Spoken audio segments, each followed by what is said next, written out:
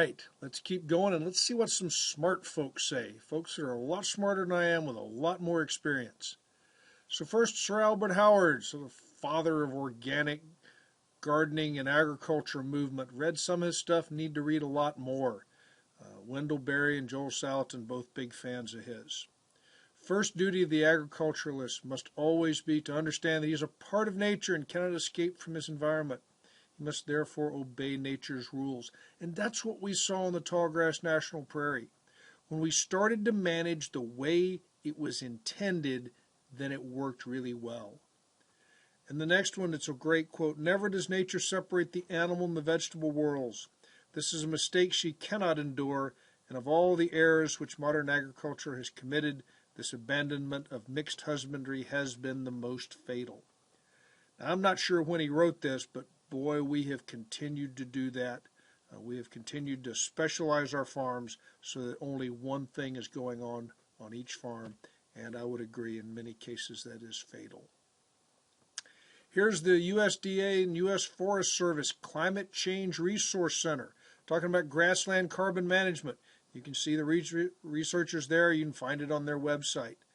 And this section here talks about prescribed fire and grazing management, just like they were doing on the prairie. Right? Grasslands are fire-adapted ecosystems. They need fire as part of the systems, and they need grazing. They are adapted to do both of that. And the graph here shows what happened in many of our places out west where we started with a prairie, and then we turned that into cultivation. When we did that, we lost more carbon from the soil than we put in. But at some point where you can't grow a crop anymore and you put it back into grassland, well then, we start losing less carbon and sequestering more carbon, right? And then the size of the carbon pool in the soil starts to increase. Fire and grazing are both a part of this to make this happen.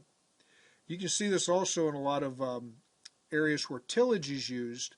I've seen several models where they use a 7 or 8 year rotation so that the land will be row cropped for 3 years on 3 different crops, and then will be put back into grass and clover for a period of 5 years. So it's taking advantage of this idea. So instead of having that big, long dip, we're getting a little dip and a rebound and a little dip and a rebound, and we're staying really close to a steady state there. All right, so here's from Iowa. Notice out west they talk a lot about prairies because that's what we've got out there. Most of the prairie's carbon sequestration happens below ground.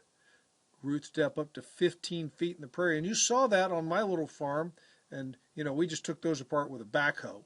So if you're really trying to study that, I'm sure you'd be able to see a lot more depth to the roots.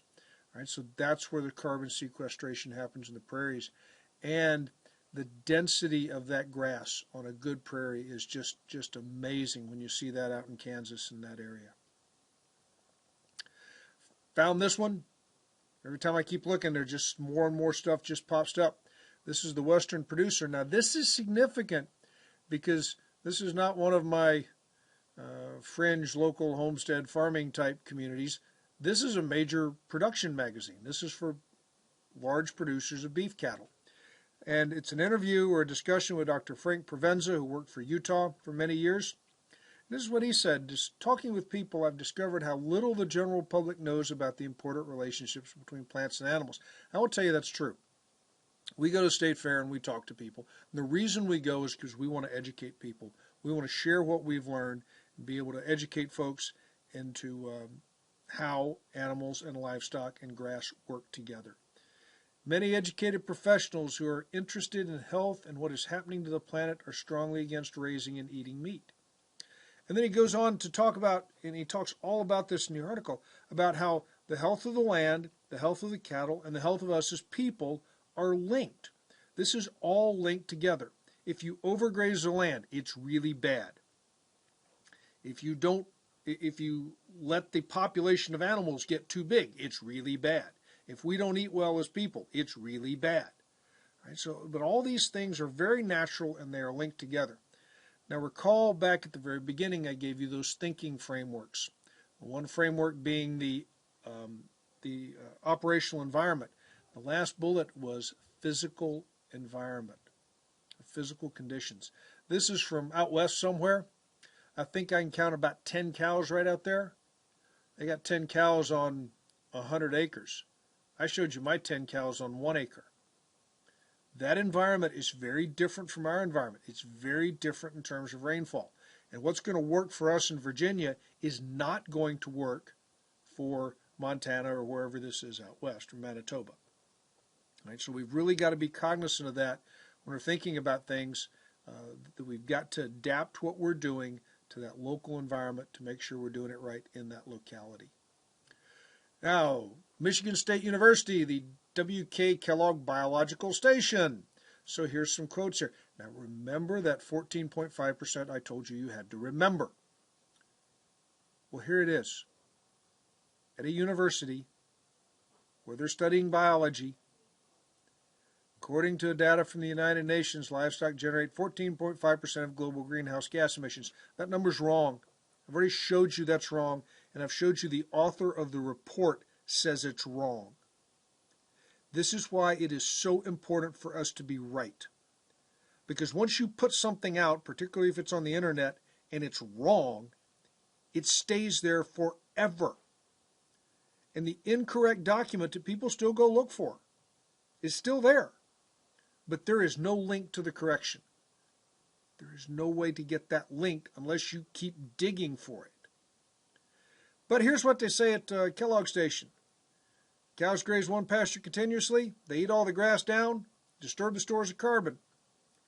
If you rotate it, they remain intact.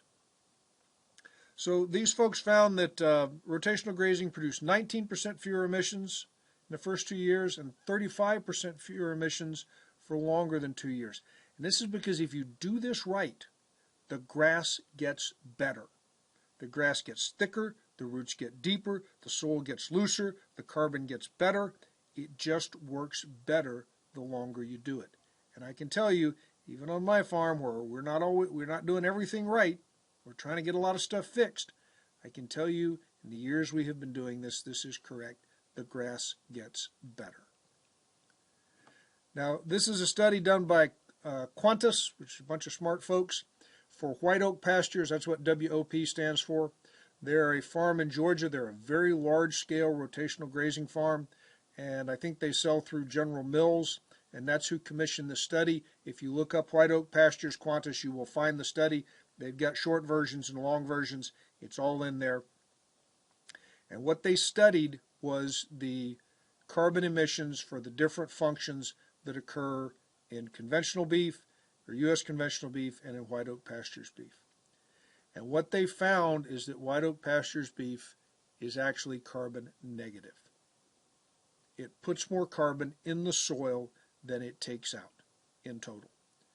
And this really surprised the folks that were doing the study, because they actually say in the study, if what we have found is true, and we actually think it is, and it might even be better than what we found, if what we found is true, it's better to do this than to not do it.